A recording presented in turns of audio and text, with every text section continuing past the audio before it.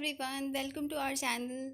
आज general science की नई प्रैक्टिस सेट आपको देने जा रहे हैं। अभी तक आपको बहुत सारे प्रैक्टिस सेट हम लोग दे चुके हैं।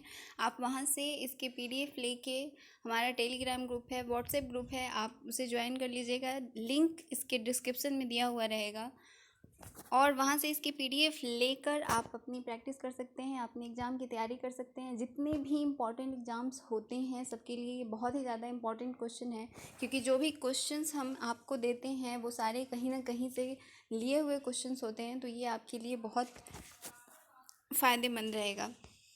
तो आइए देखते हैं। हमारा जो पहला क्वेश्चन है वो है, निम्न में से कौन सी बीमारी वंशानुगत नहीं है? Which of the following is not a heredity disease? इनमें से कौन सा हेरिडिटी डिजीज नहीं है? एक्चुअली यहाँ पे नॉट छूट गया है।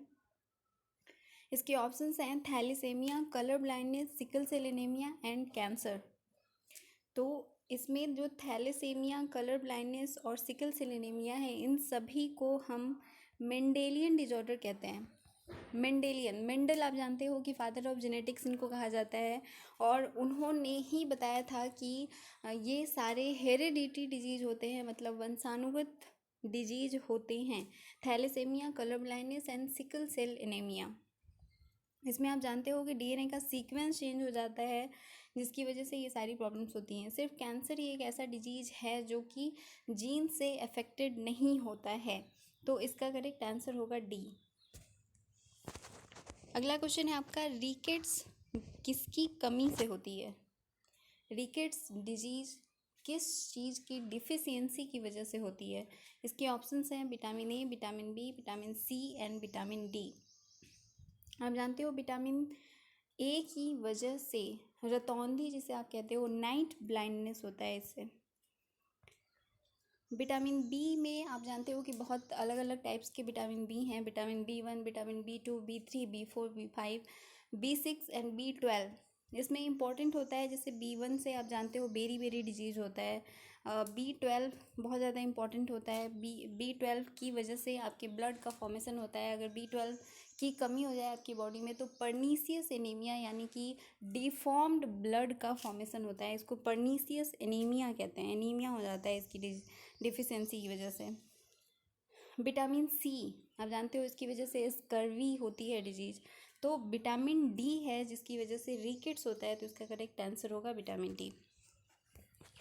अगला क्वेश्चन है आपका, which acid present in ants या एंट बाइट में, मतलब चींटी के काटने से हमारे शरीर में कौन सा एसिड जाता है? इसके ऑप्शंस हैं acetic acid, formic acid, stearic acid and malic acid.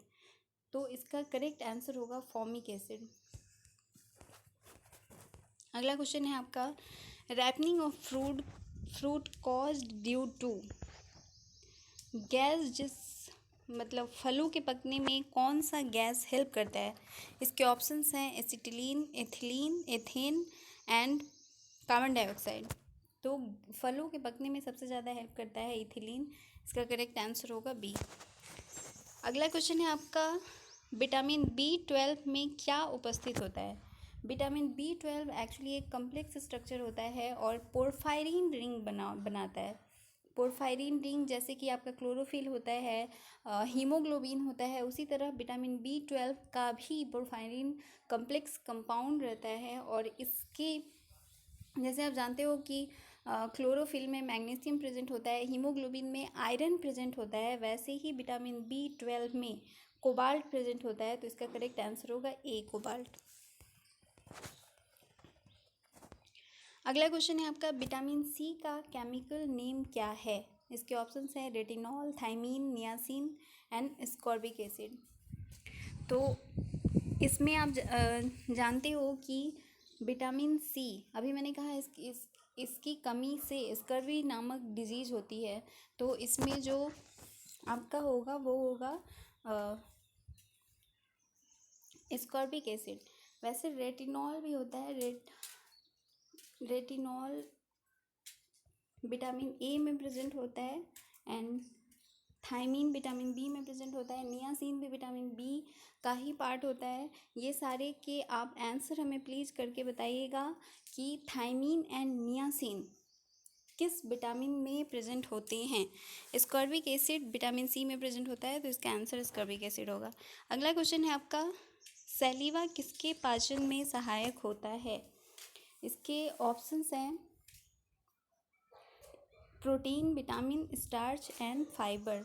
तो सैलिवा जो है वो एक्चुअली उसमें टैलिन होती है एंड टैलिन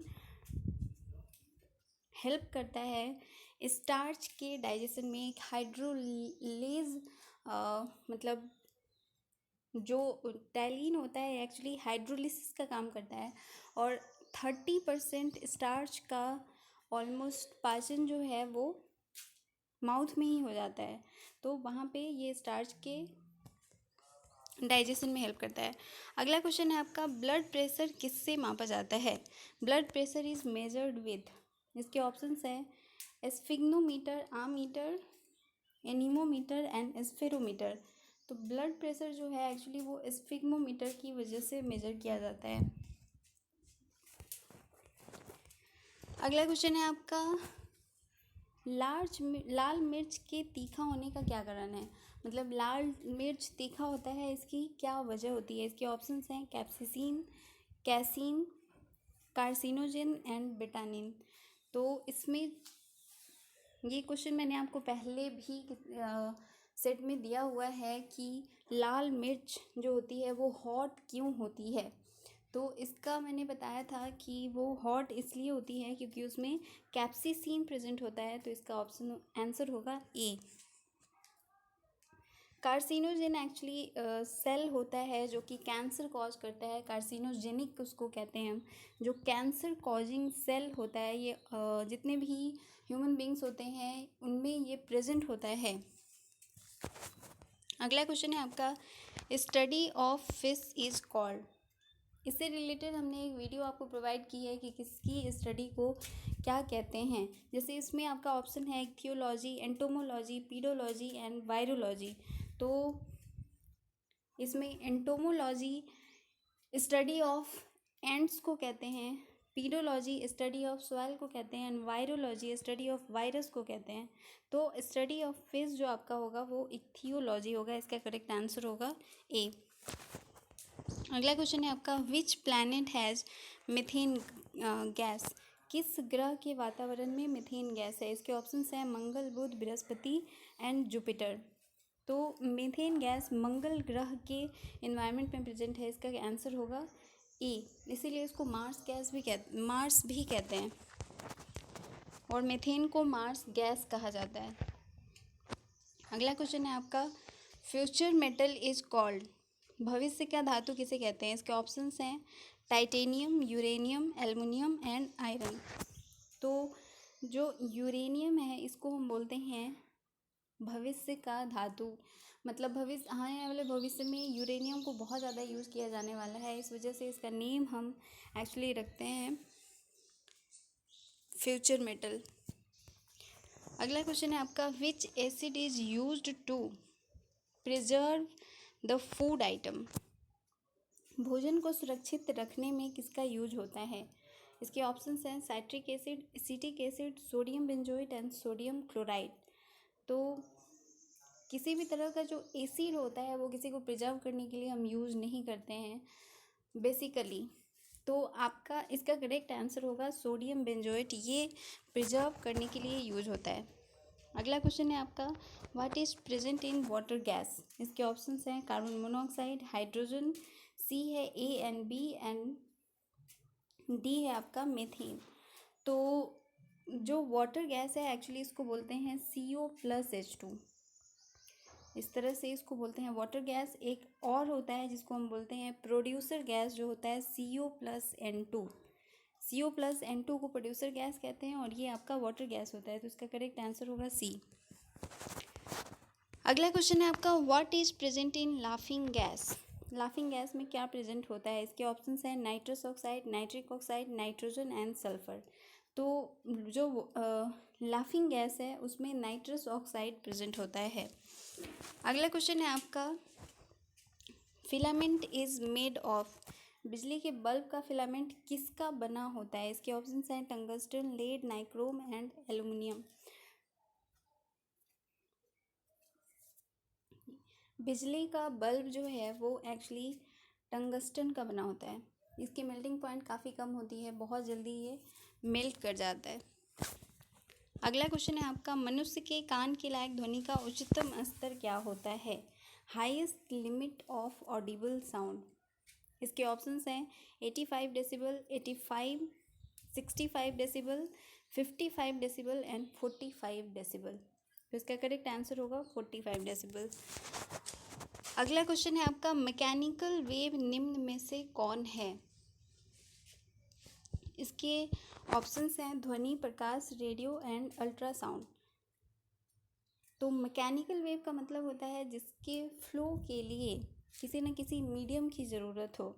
तो आप जानते हो कि जो लाइट होता है वो उसे किसी भी मीडियम की ज़रूरत नहीं होती है, तो ये आपका मैकेनिकल वेव नहीं होगा। रेडियो वेव भी वैसा ही होता है एंड अल्ट्रासाउंड भी इसी तरह का होता है, तो इसलिए इसका आंसर होगा ध्वनि।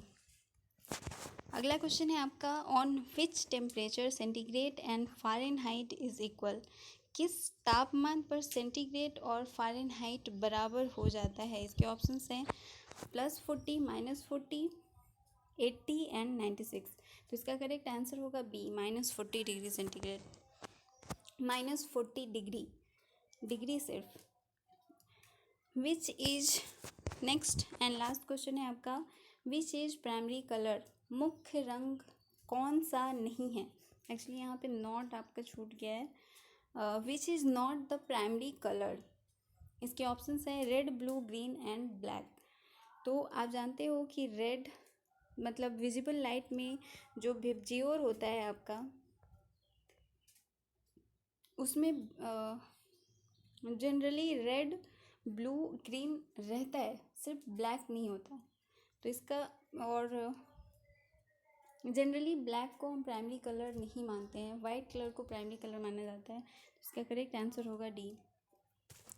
अगर आपको किसी भी तरह का किसी भी चीज़ में कोई भी प्रॉब्लम हो तो हमें कमेंट करके ज़रूर बताइएगा, और हम कोशिश करेंगे कि आपको सारी चीज़ें बहुत अच्छी तरीके से प्रोवाइड की जाएं।